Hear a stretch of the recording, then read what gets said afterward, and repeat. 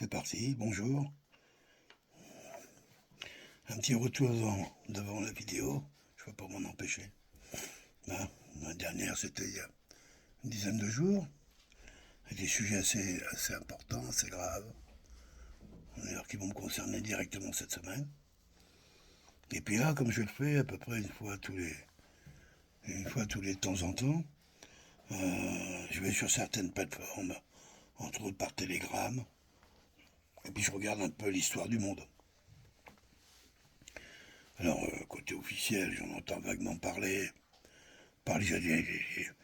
et encore, pas vraiment. Donc par là, ben, tout d'un coup, je me noie un petit peu de ce qui se passe pas. Les gros événements, je suis à peu près au courant. Et quand on fait le tour, j'avance sur différentes plateformes qu'on va dire complotistes, la vision générale est quand même très sombre. J'ai pas envie de dire négative, c'est toujours un point de regard, mais sombre. Hein, plus en plus, ça appuie fort quand même sur l'idée d'une troisième guerre mondiale. La troisième, moi j'avais pensé à la quatrième, mais bon, c'est troisième, hein, c'est eux qu'on dit. En tout cas, ce que je peux dire, c'est par rapport à tout ce que j'ai vu, il n'y a rien de. J'ai pas vu de nouvelles qui te disent demain le monde s'enjolive, devienne raisonnable, euh, euh, les plus riches concèdent une très très grande partie de leurs biens terrestres pour les distribuer aux démunis, dans leur terre, quoi. Hein. Bon, les terres qu'ils ont pris, de toute façon, ils sont pas dessus, quoi. Hein. On n'est pas là, on est plutôt dans une dynamique. Moi, je veux faire comme les riches. Moi aussi, je veux tout bouffer, tout prendre. Si je peux, je le fais. Hein, et puis, a priori, c'est là d'être la seule règle qui permet d'avoir une chance, peut-être, d'en gratter un peu. Hein, dès que tu commences à être un petit peu social et tout, hop, tout de suite, la dimension des marchés, là, ça change. Hein, tout de suite politique, bon, ouf. Et oui, quand on regarde un monde par la vision, c'est pas facile de parler de ça, parce que personne n'a envie d'en parler. Ah oui, tout le monde va dire, moi, qu'est-ce que je peux y faire? Oui, à la limite, s'il déclenche une troisième guerre mondiale avec des conséquences nucléaires, euh, qu'est-ce qu'on peut y faire?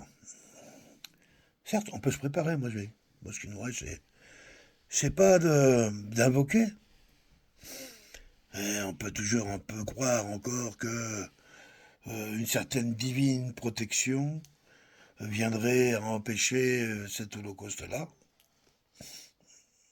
Chacun après, ben, les limites, mais chacun devrait avoir le droit, en tout cas, de pouvoir, bon, je dirais, se préparer en fonction de ça, en fonction de sa croyance, et puis de son calcul risque. C'est pas la première fois qu'on nous dit que on a failli se battre de façon nucléaire sur Terre. Hein, certes, mais bon, la dernière guerre mondiale qu'il y a eu, il n'y avait pas de nucléaire parce que c'était limite. Mais ils avaient inventé déjà des bombes qui étaient gigantesques. Hein, il y avait les Allemands, ils avaient inventé la grande Bertha, qui a envoyé des obus gros comme un camion. Qui envoyé ça quasiment à 1000 km plus loin. Enfin, des trucs de dingue, quoi. Ils étaient partis pour industrialiser la capacité destructive des armes de guerre. Et se sont perfectionnés depuis. Et imaginons aujourd'hui, 80 ans plus tard, hein, ce Poutine qui nous parle d'armes qui vont à 24, Mach 24. Mach 24, ça c'est même pas d'entendement. Hein, nos bons avions de chasse, vent dans le dos en piqué, ils vont faire Mach 3, quoi, peut-être, hein. Mach 24. Hein. Ça veut dire qu'on n'a aucune machine à radar qui est capable d'aller suffisamment vite. La machine, hein, l'ordinateur, certes, mais il faut quand même que derrière tout ça aille suffisamment vite pour pouvoir localiser une machine pareille et après rester dessus de manière à pouvoir guider une arme de destruction. C'est pas possible. C'est impossible. Voilà, donc, Là, c'est pas le lièvre et la tortue. Là, c'est Spider-Man. Spider-Man, c'est même le surfeur d'argent, quoi. Et la tortue. C'est ça, c'est Superman. Il était là et puis là. Ah, il va arriver un jour, mais et puis là. J'en rigole.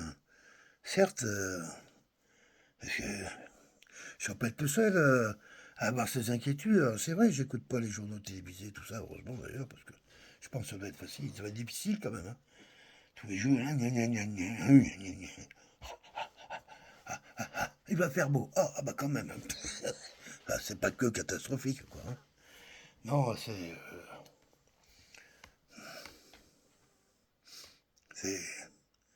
c'est un système d'implosion, un peu comme les incendies. Là.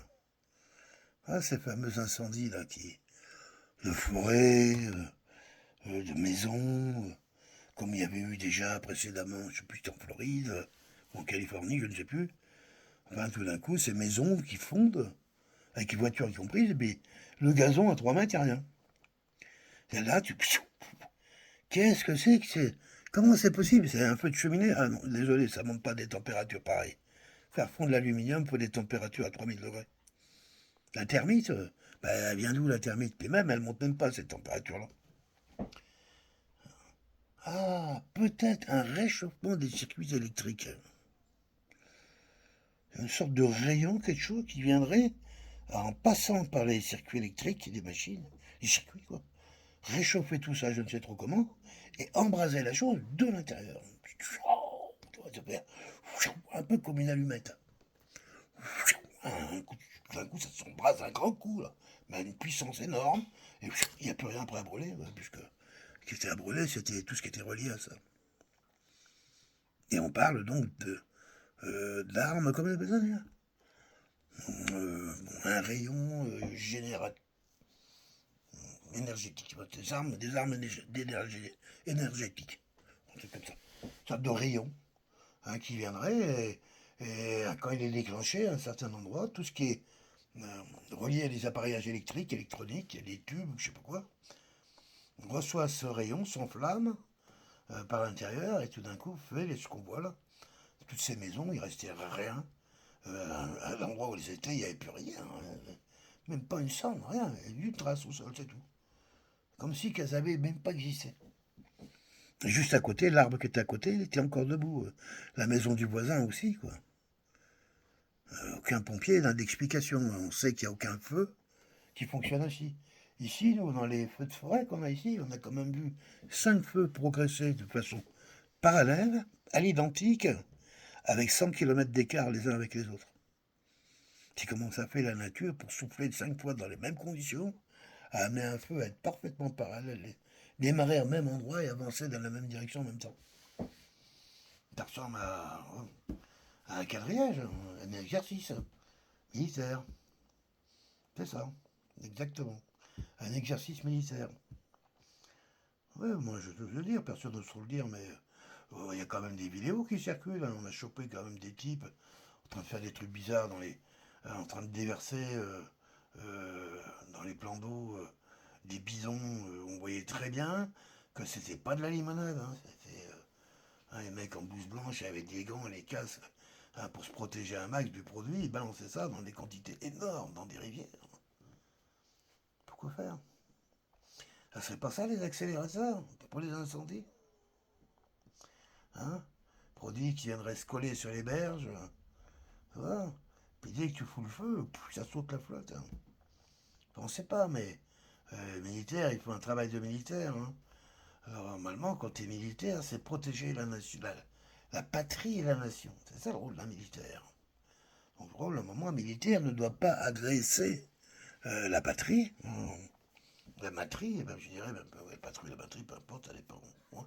Euh, Sauf si celle-ci serait vraiment en danger. Est-ce que les militaires seraient capables de foutre le feu à la forêt parce qu'on leur donne l'ordre et que cet ordre est suffisamment, comment je dirais, impératif pour que s'ils en désobéissent, ils pourraient vraiment rentrer carrément en rébellion? Le ferait-il? Moi, je pense que oui. fait partie de la guerre. Hein. Ben, c'est foutre le feu dans les forêts au Vietnam. Ils ont de la pratique, ils savent comment on fait. Hein. Oui, oui, c'est les mêmes. Ben, les pompiers savent très bien faire ça. Faire des incendies, ben, bien sûr, ils s'entraînent avec. Hein. Pompiers pyromanes, ben, bien sûr que ça existe. C'est évident. C'est évident. En tout cas, pompiers au service. Oula, ça va être censuré ma vidéo, non? Si non. Bref, vous voyez, quand je reviens de ce petit voyage un petit peu sur les ondes, hein, pour me parler un peu de comment va le monde, ben, je reviens un petit peu avec ce type d'énergie. Je ne parle pas d'autre chose parce que là, carrément, je vais passer pour un vieux réac, mais enfin, quand même, j'entends des choses sur les exploits féminins et la décadence masculine qui. J'ai changé de planète. Hein. Il y a un truc, hop, j'ai l'impression que je sais pas, je vais me coucher les voisins. C'est ailleurs. Il y a quelque chose d'ailleurs. Je ne vais pas rentrer dans le détail, je pense que c'est une perception que j'ai, comme tout le monde l'a plus ou moins accentué, avec plus ou moins avec un agreement, hein, peut-être. Moi, j'ai pas agréé ou pas. Je découvre. Je découvre, et c'est pas parce que je vois que j'ai du mal à prendre racine en moi du fait qu'il y a quand même, même pas des résistances. Comment je dirais ça. Moi, je résiste pas. Ça n'a pas de lieu d'être à résister, on va dire. Je regarde plutôt euh, la force avec laquelle les choses viennent. Hein, et m'aperçois que si tu suis certains canaux, ben ça arrive, et puis plutôt violemment, hein, et quotidiennement. Donc au bout d'un moment, ben, t'as beau te dire, oh ben moi, écoutez, cette histoire-là, puis à la fin, ouais, c'est normal. Voilà, c'est normal, au bout de 6 mois, t'es dedans, quoi. Hein, après, il faut changer, il faut bien vérifier le canal. Hein. Moi, je regarde ça un peu de l'autre côté, c'est pareil. Hein, si je vais sur le canal, oula, c'est pareil. On n'est pas loin de euh, tout, sauf, tout sauf ma mère, quoi, en gros. Hein. On sent quand même une sorte de prémisse à la guerre, c'est-à-dire dès qu'on commence à faire fonctionner une communauté dirigée par une idéologie face à une autre idéologie qui dirige même pas une communauté, mais qui prétendrait le faire, on crée des tensions qui sont actuellement, là, on voit dans la campagne des Américains, il y a deux types qui se traitent quand même de traite à la nation. On n'est pas une histoire de programme de pauvres, programme de riches. C'est carrément l'autre, il dit, vous avez commis des trahisons. Et l'autre, pareil. Si tu sais que cette histoire, c'est quoi le truc là ils peuvent continuer longtemps. Est-ce que. Comment c'est possible un truc pareil? On n'est plus oui, votre programme va coûter cher aux Américains, rendez-vous compte, moi le mien, non, non. Hein, ou alors, soyons plus fermes avec les détenus, hein, libérons pas les dangereux criminels. C'est conneries, on n'est plus là, on en est à demander aux gens s'ils choisissent, en fin de compte, le criminel de leur camp ou de l'autre camp. Parce que les deux sont présentés comme des criminels. C'est. Mais c'est hallucinant. C'est donc tous les prémices sont là, sont en place pour que tout le monde se dise bon ben on va acheter le bébé, l'eau du bain du bébé, tout ça en même temps, on y est là. Hein, quand on dit renverser la table, faites vos jeux, les jeux sont faits, rien de plus. Moi j'ai ressenti un petit peu ça, mais pas dans ma chair, plus dans ma tête. Et oui, ça a du sens. Dire que après que le monde à nouveau parte vers pouvoir militaire, c'est une prise en main de façon martiale hein, du monde, avec tous les risques qu'il y a d'explosion. Je pense qu'il y en a, surtout les anciens dirigeants, les gens qui sont au pouvoir direct ou indirect depuis l'ombre, depuis 30 ou 40 ans, ou 50 ans, ces gens-là, aujourd'hui, ne veulent pas rendre de compte. Hein. Nullement. Dans tous les camps. C'est toute cette génération, là, en fin de compte, qui était plus ou moins affichée, plus ou moins devant, mais souvent dans l'ombre, qui voyait bien que, au vu des mœurs d'aujourd'hui, au vu des comportements que l'on sait, les MeToo, etc., il y a énormément de monde qui n'a pas du tout envie que, sans parler des problèmes de corruption, même d'identité. Hein, on est légitimement en droit, pour qui est un peu curieux, de se poser la question réellement de l'identité de certains personnages mondialement connus hein, et qui prétendent en plus à, des, à, des, à des mandats électifs. C'est électoraux, enfin, bref, à des élections. Hein.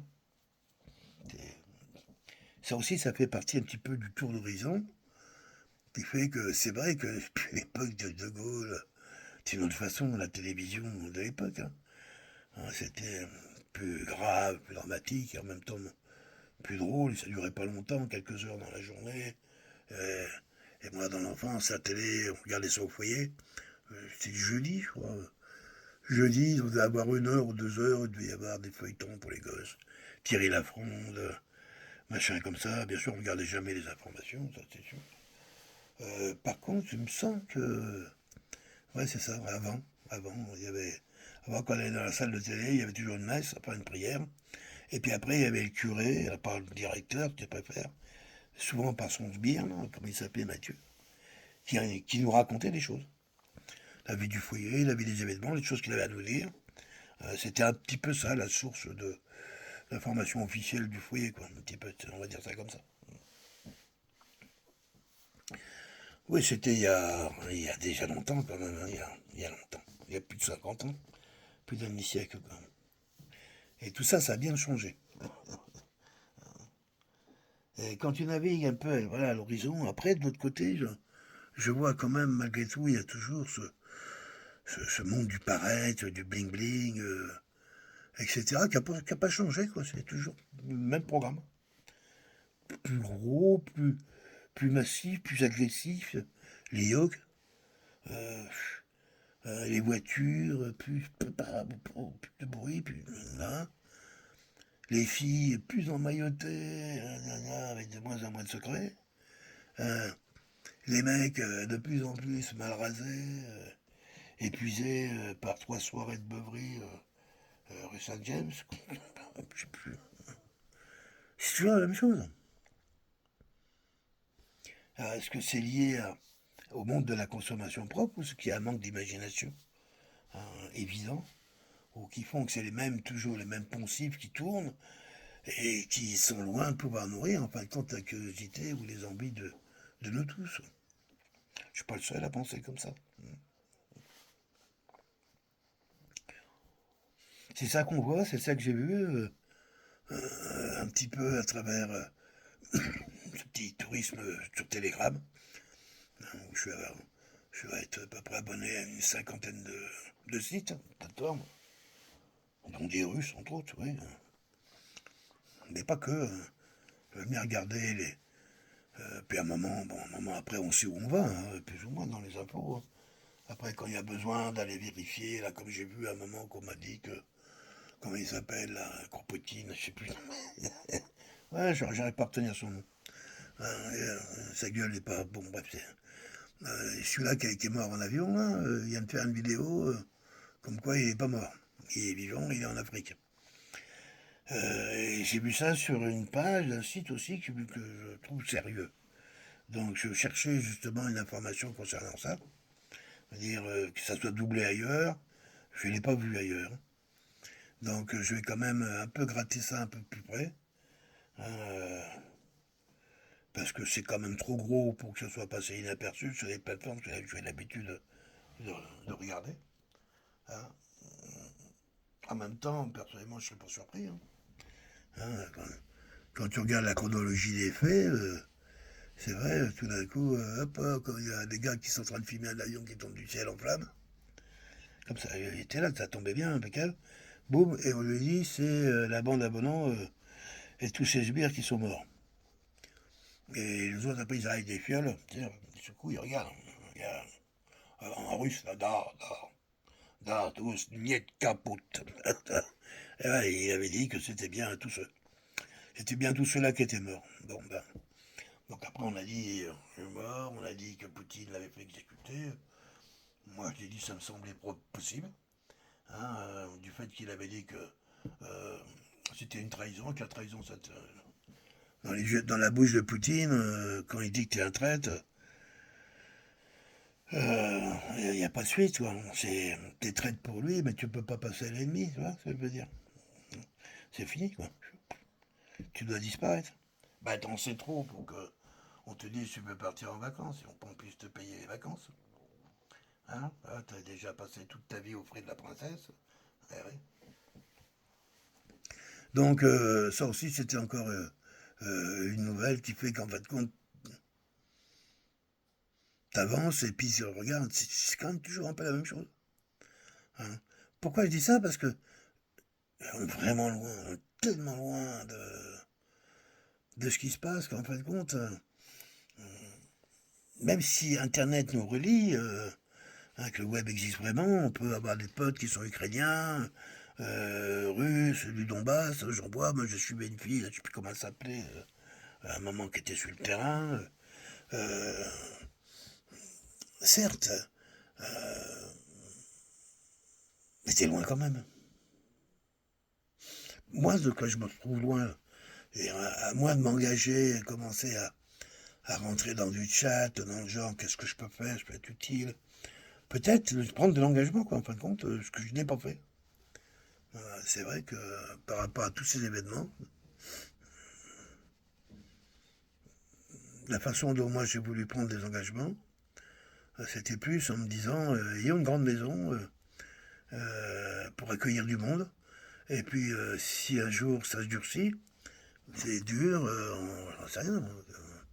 Peut-être que, voilà, ici, on aurait les moyens de pouvoir vivre à une dizaine de personnes en semi-autarcie, et puis avançons comme ça. Ouais, c'est un peu ça que j'avais qu'on avait tous les deux, Michel et moi, comme arrière-pensée. Hein.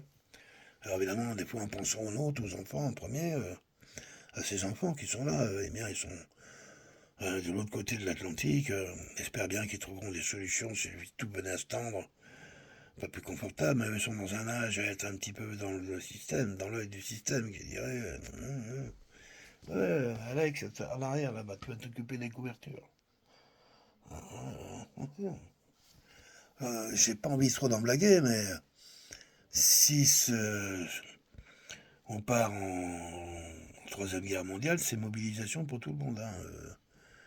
La France ne va pas devenir un pays neutre, au contraire, c'est le seul pays nucléaire face aux Russes. On est une cible directe. Et oui, les Russes, de qui ils craignent un danger nucléaire, c'est les Français. Et donc sur qui ils vont appuyer leur force nucléaire, vous avez compris, hein. Donc, c'est pas à souhaiter. Et puis en plus, c'est terrible entre la Russie et la France, deux pays quasiment frères et sœurs. Deux pays qui sont riches en histoire, en liens d'amitié profonds et culturels. Donc, qui avaient beaucoup de respect l'un pour l'autre. Hein, moi, j'étais toujours fasciné par la culture russe. Ah, c'est vrai, autant que ce soit dans les écritures, je ne suis pas un spécialiste, pas vous dire que j'ai lu, mais bon, Solzhenitsyn et d'autres, hein, par la musique aussi, et puis, ben, comment on dirait ça, une sorte de drame drôle dans leur présence. Ils n'arrivent pas vraiment à s'effondrer complètement. Ils arrivent toujours à remettre les choses un peu en dérision, même les choses les plus... ouais, c'est assez sarcastique, on peut dire. Hein, ouais. Alors, avec la vodka en plus. Euh, ouais, bah oui, quand même, ouais, c'est vrai. Ouais, la vodka, c'est moyen pour moi.